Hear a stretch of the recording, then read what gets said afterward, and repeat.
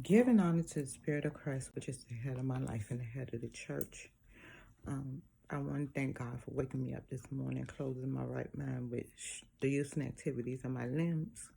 Thanking Him for His mercy, His grace, His understanding, His wisdom, His knowledge, His word, my daily bread, which is my Bible. I want to come to you from Psalms 100. Make a joyful noise unto the Lord, all ye land. Serve the Lord with gladness. Come before His presence with thanksgiving. Know ye that the Lord is God. He hath made us and not we ourselves. We are His people and the sheep of His pasture. Enter into His gates with thanksgiving and enter into His courts with praise. Be thankful unto Him and bless His holy name. For the Lord is good, and His mercy is everlasting, and in His truth endure all generations. Now, I want to talk about yesterday, because y'all know I'm a storyteller. Yesterday, I had a doctor's appointment at about 7:45. I got up that morning, and I headed out and things of that nature, and while I was on my way, I found a phone and it was going dead. So when I got home, I charged up the phone, and there was a text message from a woman who said, if you found my son's phone, please call his mama. So I contacted his mama. Let me tell y'all about how His mercy endured forever. She said, my child has autism. He's a grown man, but he has autism. And then when I told her where the location of the phone was, she began to tell me that her own mother, his grandmother, was worried. They were worried because he had not came home. This autistic child works at Jules on, she said Roosevelt, somewhere on Roosevelt. But she said he had not came home that whole night because he was jumping in and off the trains looking for his phone. I still have the phone. And I'm waiting on her. I don't know if she has a car. I don't know anything. I just gave her my information, my phone number, and she may have reported the phone and they're going to give him a new one. I don't know. But my thing was, I was honest. I was genuine. I told the lady I wanted absolutely nothing from her. I know if it was my child who was out all night and didn't come home, I would be petrified and worried, especially because he's artistic and people are out here doing things. But this human who has special needs left his phone. He didn't leave it on purpose. I don't know if he was over there. I don't know what's going on, and that's not my business. Only thing I told the lady was I had her phone. I gave her son's phone, gave her my address and my phone number. Now, as y'all well know, I am in a season of survival of the fittest, as I would say it, but it's a test, so I can have a testimony. Today is Friday. I want to give honor to Mount Irad Transformation Ministry, where the Honorable and wonderful Apostle Coleman Martin and Cynthia Martin reigns, along with each and every one that's in my sanctuary, from the apostles to the prophetess to each and every one, including myself. I thank God for being attached to Mount Irad Ministry. I'm glad to live in Chicago. I'm glad to be blessed with a roof over my head, clothes on my back, shoes on my feet, a warm shower to take this morning, protecting my crown. I got so many things to protect my crown, and that's just what I do. I protect my crown. I don't go to bed without a covering on my head. I don't wake up without a covering on my head, and I switch coverings all the time.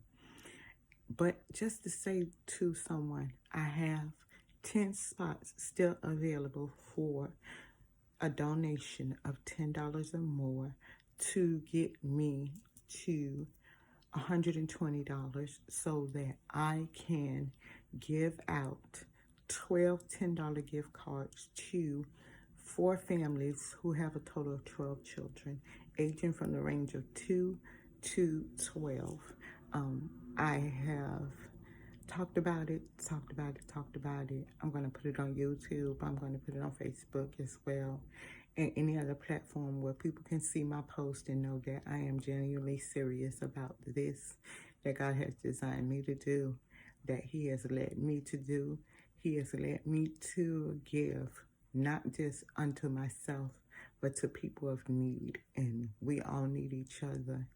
And I was in the shower and I asked the Lord constantly, what do you want me to do with your people? What would you have me to say, God? And the message that He gave me was extend an olive branch. That means that we extend a point of forgiveness.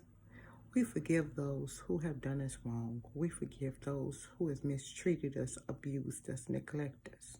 And we don't hold grudges.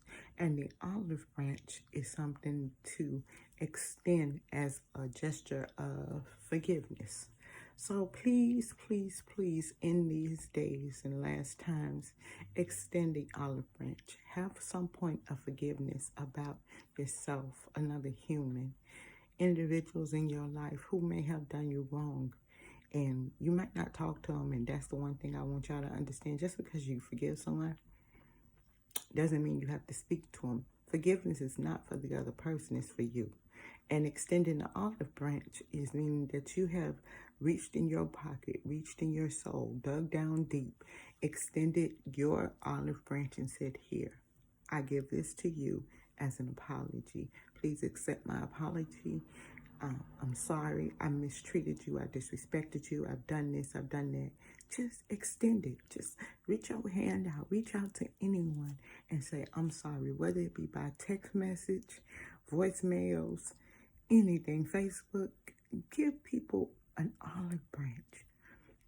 Because some people are hurt. And like I said before, hurt dogs holler. If they're hurt, they don't know how to react in any other way. Like the young man, he just was looking for his phone. So I extended the olive branch and picked up the phone and made a phone call to his mother, because that is my extension of who I am. I'm not a thief. I'm not a stealer. I don't want anything from this family other than to return this phone to this human. Humanity is so amazing. While I was at the doctor's appointment, and I was saying to myself, you know, I got a phone in my purse, I got a tablet, I got my real phone, and I got all these phones, and I'm saying, I don't know why this young boy was way over on this side. I don't know what was going on with this young man, and why God deemed him to be, number one, far away from his house, number two, somewhere where his mama had no clue of why he was over there. That part of his life has to be deciphered. But this man is a grown man with autism. And I know what autistic children can be like. I was a teacher at United Cerebral Palsy, and I have dealt with autism. I've dealt with spinal bifida. I've dealt with children who cannot verbalize, but they have a place. Oh, wow. And the verse of the day said, be ye kind one to another, tender-hearted, forgiving one another. That right there speaks volumes. I want to go to that scripture.